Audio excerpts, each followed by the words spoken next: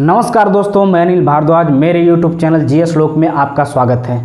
दोस्तों, आधुनिक भारत का इतिहास मैंने प्रारंभ कर दिया है।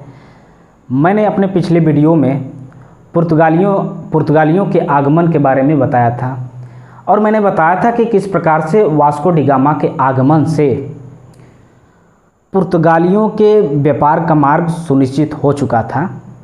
उन्होंने अपना व्यापारिक एकाधिकार को जमाने की कोशिश कर दी थी और मैंने आपको बताया था कि किस प्रकार से उन्होंने 1502 में कोचीन में और 1503 में कुन्नूर में अपनी फैक्ट्रियों को जमाने में कामयाब हो जाते हैं।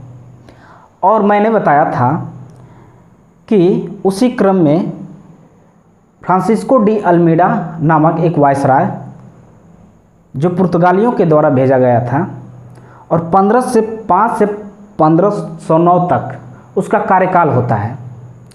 उसने 1505 से 1509 के बीच में क्या क्या किया था हमने आपको बताया था कि उसने सबसे पहले अरबों को हराया। अरबों को हराने का कारण ये था कि उस समय अरबों का हिंद महासागर में व्यापारिक एकाधिकार था, यानी कि सिर्फ हिंद महासागर के जो इर्द गिर्द जो एरिया थी उस पर अरबों का ही व्यापारिक एकाधिकार था। तो उसको हटाने के लिए सबसे पहले इन्होंने अरबों पर आक्रमण किए और उसके बाद फ्रांसिस्को डी अल्मीडा ने क्या किया कि इसने मुस्लिमों की जो संयुक्त सेना थी 1509 में इसको हराया। हालांकि इससे पहले वह हार चुका था। मुस्लिमों की जो संयुक्त सेना थी उसमें मिस्र, टर्की और गुजराती लोग थे, तो इनको हरा दिया।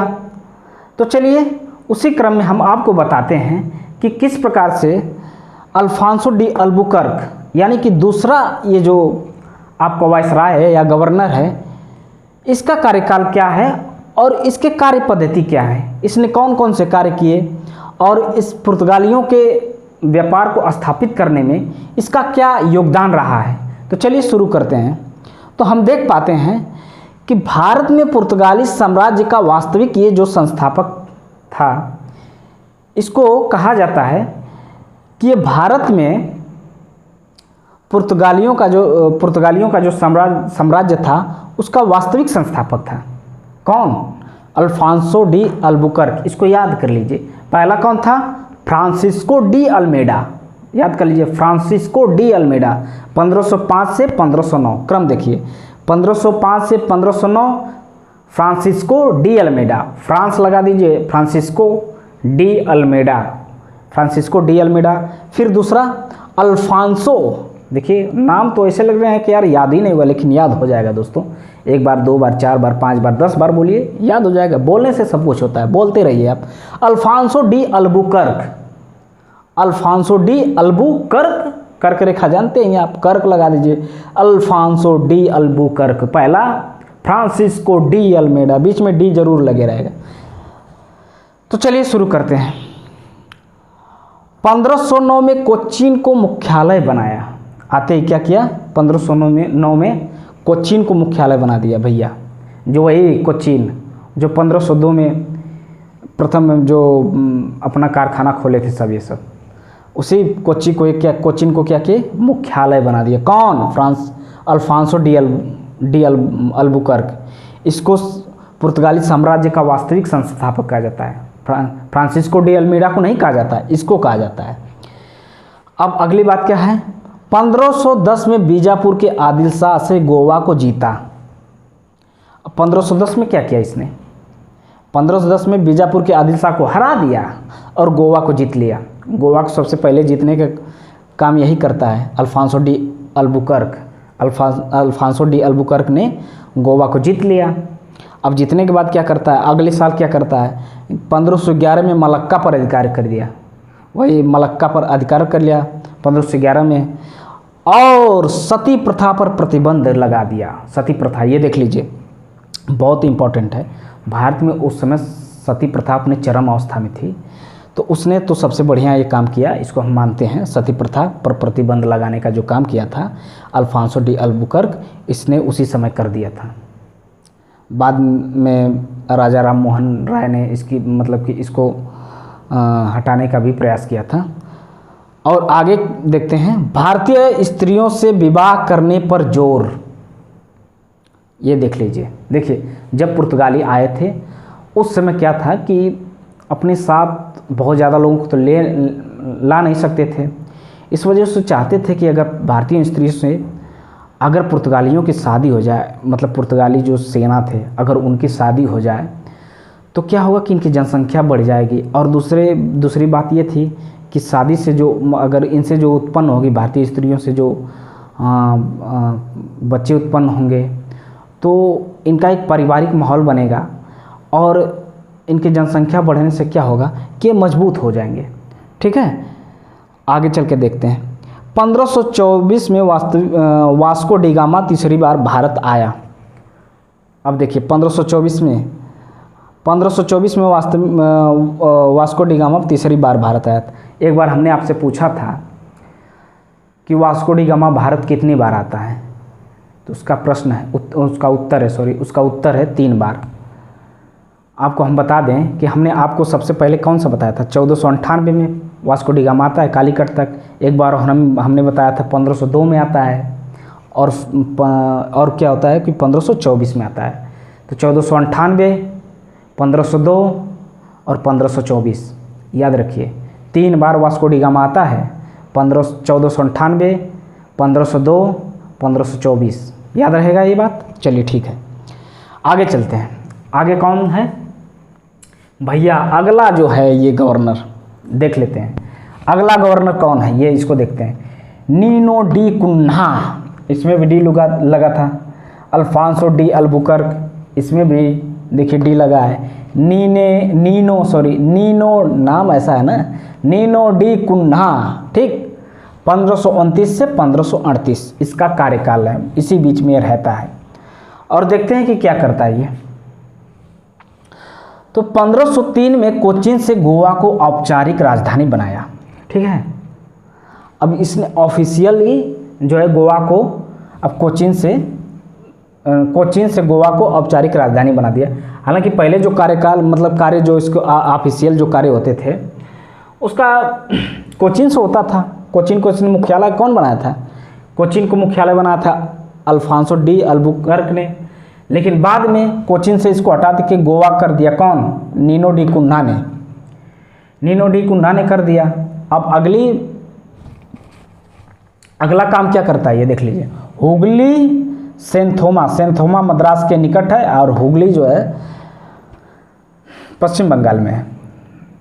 तो हुगली और सेंथोमा, यानी सेंथोमा में जो मद्रास के निकट है में पुर्तगालियों की बस्ती बसाई। अब धीरे धीरे पुर्तगालियों की बस्ती बसाना शुरू कर दिया इसने सेंथोमा में और हुगली में। आते हैं आगे। 1534 में बेसिन पर अधिकार, इसने 1524 में बेसिन पर अधिकार कर लिया और 1535 में दीव पर अधिकार कर लिया। ठीक, बेसिन पर अधिकार किया, 1503 में दीव पर अधिकार कर लिया। अब देखिए इसने कौन कौन से काम किए। 1530 को याद करिए, सबसे इम्पोर्टेंट काम है। 1530 में इसने क्या किया, इसने कोचीन से गोवा राजधानी परिवर्तित कर दिया। यानी जो औपचारिक राजधानी है इसकी, जो कामकाज जो होता था ऑफिशियल, जो कोचीन से होता था, जिसको अल्फांसो डी अल्बुकर्क ने स्थापित किया था, उसको ये हटा करके कोचीन से गोवा कर दिया। अब यहीं से कामकाज होने लगा, गोवा से सब कुछ कंट्रोल गोवा से होने लगा। अब अगला कार्यकाल क्या है, इसका काम क्या है, हुगली और सेंथोमा में उसने पुर्तगालियों की बस्ती बसा दी और फिर 1524 में बेसिन पर अधिकार कर लिया और 1535 में दीव पर अधिकार कर लिया। याद कर लीजिए, दीव पर इसी ने अधिकार किया था, नीनो डी कुन्हा ने। ठीक है, चलिए और अगला जो हम देखते हैं गवर्नर कौन है, गार्सिया डी नरोना। इतना कितना आसान है इसको, गार्सिया याद कर लीजिए, गार्सिया ठीक, सिया गार्सिया डी नरोना। अरे कोई रो रहा है उसको कहो न रोना भैया, न रोना। गार्सिया डी नरोना 1538 में आता है। अब इसकी जो मुख्य कार्य हैं, इसके मुख्य कार्य हैं कौन सा है? इसका मुख्य कार्य है कार्टेज अर्मेडा पद्धति चलाया। अब ये सोचिए कि कार्टेज अर्मेडा पद्धति क्या है, तो इसको देख लीजिए। कार्टेज अर्मेडा पद्धति एक प्रकार का परमिट है, ठीक है। ये जो गार्सिया डी नरोना ने एक प्रकार का परमिट जारी किया था, एक प्रकार का परमिशन था। किस प्रकार का? हिंद महासागर एवं अरब सागर में व्यापार करने की अनुमति। यानी जो हिंद महासागर में और अरब सागर में, यानी अरब सागर से या हिंद महासागर से जो व्यापार अपना जलयान ले जाएगा, व्यापार करेगा उस रास्ते से, तो उसको एक प्रकार का परमिट लेना पड़ेगा, ठीक है। यानी व्यापार करने की अनुमति किससे? गार्सिया डी नरोना से या पुर्तगालियों से, ठीक है ना। लेकिन उसके बदले पुर्तगालियों को क्या मिलेगा? यानी गार्सिया डी नरोना की यानी पुर्तगालियों को क्या मिलेगा?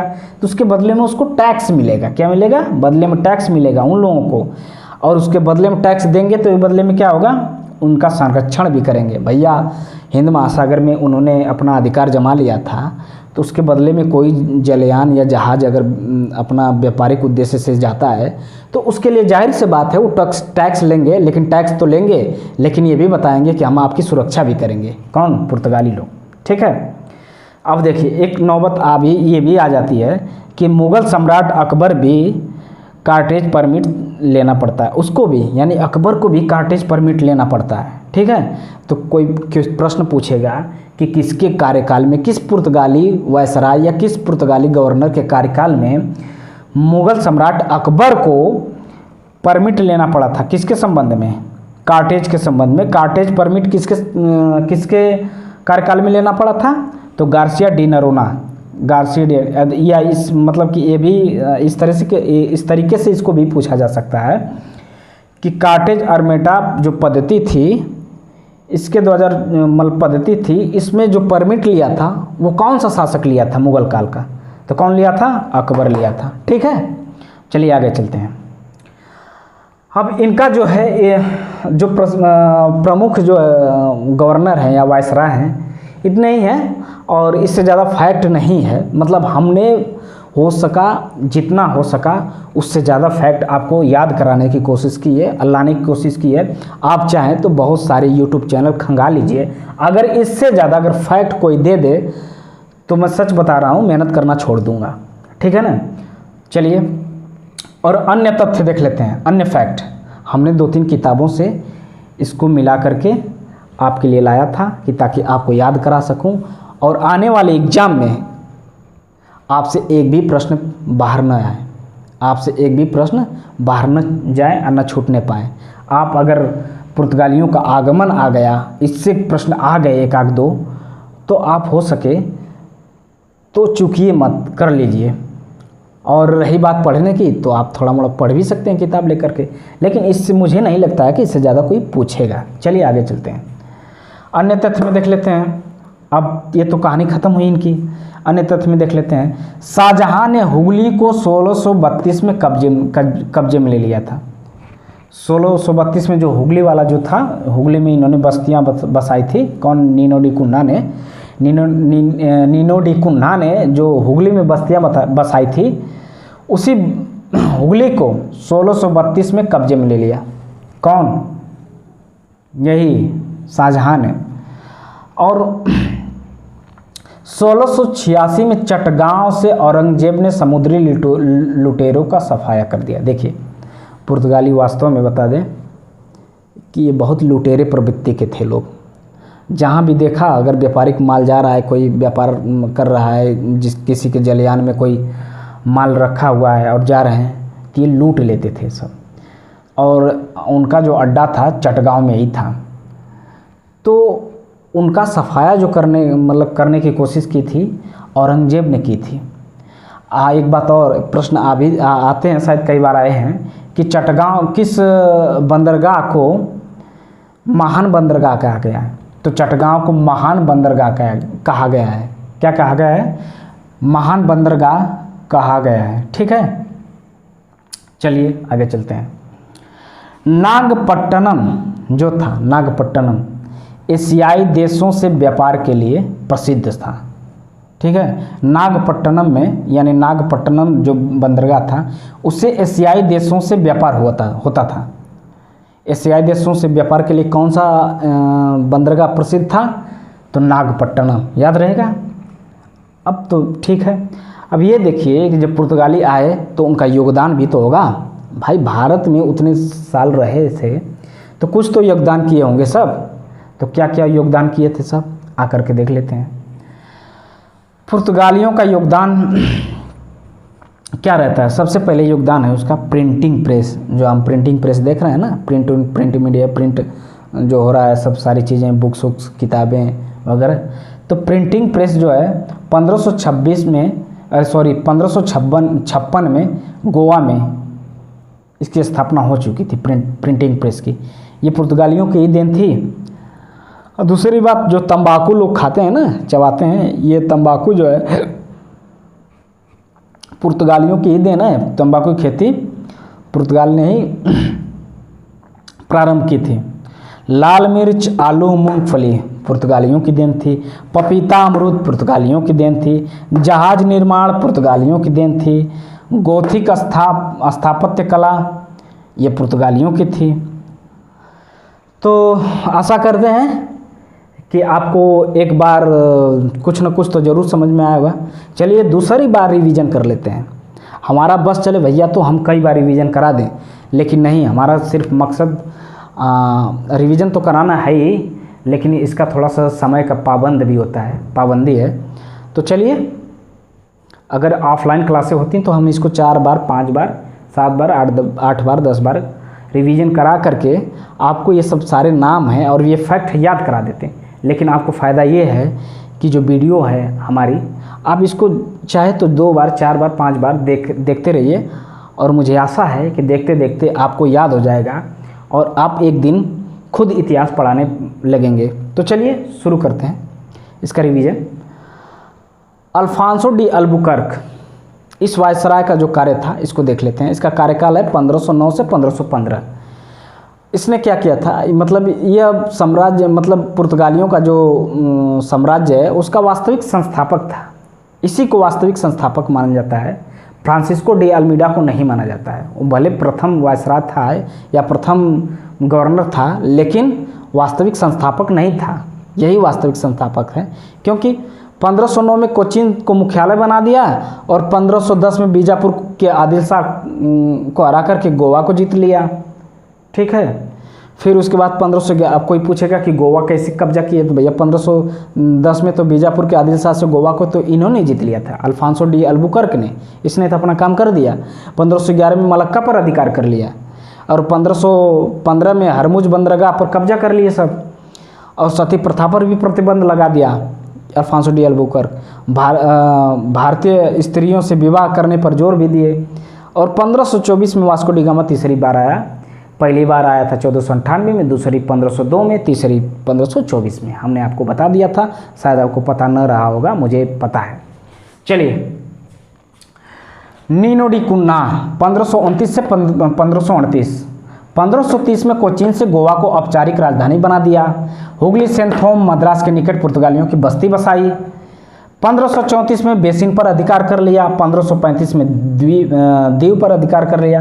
गार्सिया डी नरोना 1538 में इसने क्या किया? इसका तो प्रमुख कार्य यही है कि कार्टेज आर्मेडा पद्धति चलाया। कार्टेज आर्मेडा पद्धति क्या था? एक प्रकार का परमिट है जो कि हिंद महासागर में और अरब सागर में जो व्यापार करते थे, जिनका जलयान जाता था, उससे क्या करते थे? टैक्स लेते थे। बदले में पुर्तगाली लोग उनको संरक्षण देते थे। मुगल सम्राट को भी कार्टेज परमिट लेना पड़ा था। चलिए आगे, अन्य तथ्य, अन्य फैक्ट देख लेते हैं क्या क्या है। शाहजहां ने हुगली को 1632 में कब्जे में ले लिया और 1686 में चटगांव से औरंगजेब ने समुद्री लुटेरों को सफाया कर दिया। ठीक, जो समुद्री लुटेरे थे उनका सफाया कर दिया। और इसको चटगांव को महान बंदरगाह भी बोला जाता है। नागपट्टनम, देखिए नागपट्टनम जो बंदरगाह है, उस बंदरगाह से अधिकतर एशियाई देशों से व्यापार होता था। अब पुर्तगालियों का क्या योगदान है भारत में? तो प्रिंटिंग प्रेस गोवा में जो आया था सबसे पहले पुर्तगाली लाए थे। तंबाकू की जो खेती जो शुरुआत होती है, खेती वो पुर्तगाली ही लाए थे। लाल मिर्च, आलू और मूंगफली, लाल मिर्च, आलू और मूंगफली भारत में लाने का श्रेय किसको है? पुर्तगालियों का है, पुर्तगालियों को है। पपीता, अमरूद पुर्तगालियों को श्रेय जाता है। जहाज निर्माण पुर्तगाली लाए। गोथिक स्थापत्य कला पुर्तगाली लाए। प्रिंटिंग प्रेस पुर्तगाली हो गया। तंबाकू की खेती पुर्तगाली हो गया। अमरूद हो गया, पपीता हो गया, मूंगफली हो गई, जहाज निर्माण हो गया, गोथिक स्थापत्य कला हो गया, सब पुर्तगालियों की देन है भैया। तो चलिए, हमें आशा है कि आपको ये क्लास ज़रूर समझ में आई होगी और अगले क्लास में हम आपको डचों के आगमन के बारे में पढ़ाएंगे। हमने आपको बताया था कि किस प्रकार से भारत में यूरोपियों का आगमन होता है और आगमन के क्रम में सबसे पहले पुर्तगाली आते हैं, फिर डच आते हैं, फिर डेनिश आते हैं, पुर्तगाली आते हैं, फिर डच आते हैं, फिर आपका अंग्रेज डेनिश आते हैं, फिर अंग्रेज आते हैं, ब्रिटिश, फिर डेनिश, फिर उसके बाद ये फ्रांस के लोग आते हैं। तो चलिए, आज की कक्षाएं मैं यहीं समाप्त करता हूं और अगली कक्षाओं में मैं प्रस्तुत होऊंगा एक नए वीडियो के साथ, जिसमें मैं बताऊंगा कि किस प्रकार भारत में डचों का आगमन होता है और किस प्रकार भारत से डचों का पलायन हो जाता है। तो चलिए, नमस्कार।